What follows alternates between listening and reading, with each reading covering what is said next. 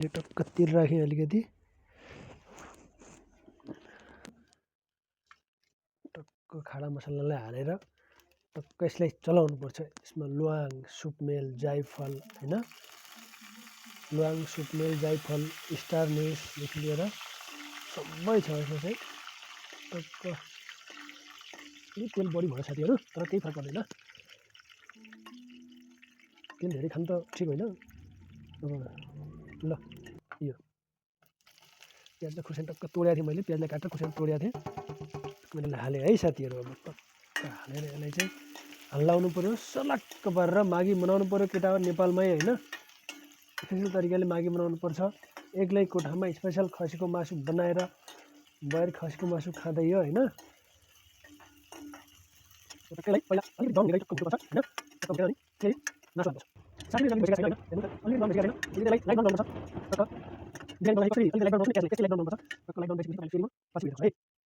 ल साथीहरू ग्यासमा लगभग ब्राउन भइसकेको छ होइन। अब ब्राउन भइसकेपछि मैले यसमा दस रुपियाँ पेस्ट हाल्छु। दस रुपियाँ पेस्ट चाहिँ मैले मिक्सरमा चप हाल्छु टक्क त्यसले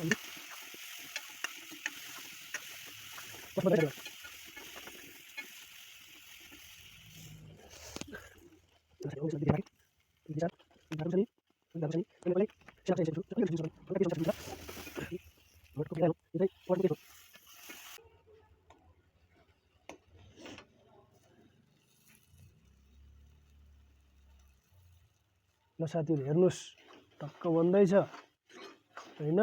टक्क पारेर तपाईँहरूले पनि अदुवा लसुनलाई अग्लै हुन्छ नि साथीहरू।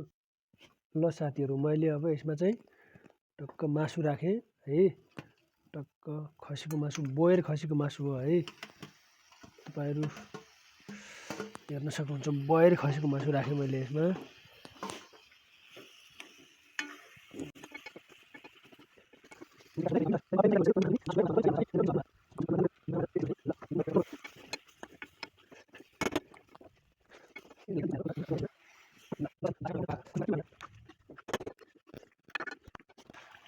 ल हेर्नुहोस् त ट्याक्कै पानी घटेन त अहिले। ल हेर्नुहोस् त ट्याक्कै पानी घट्यो अहिले। ल पानी घटेछ, ल हेर्नुहोस् त टक्क तपाईँहरूलाई त्यसको पाकिरहेको साउन्ड पनि सुनाउँछु। हेर्नुहोस् न यसरी पाकिरहेको छ फाइनल्ली फाट्यो है।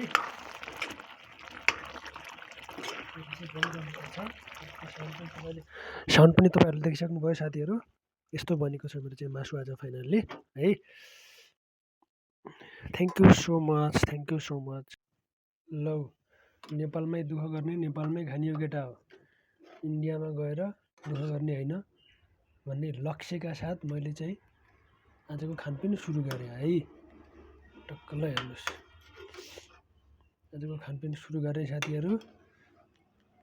ल ल हेर्नुहोस्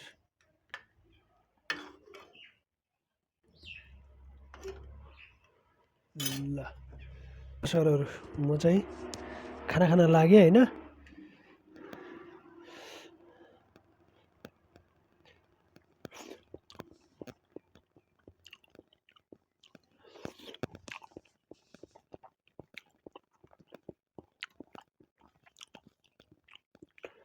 इन्डियन स्टाइल मटन करी है साथीहरू।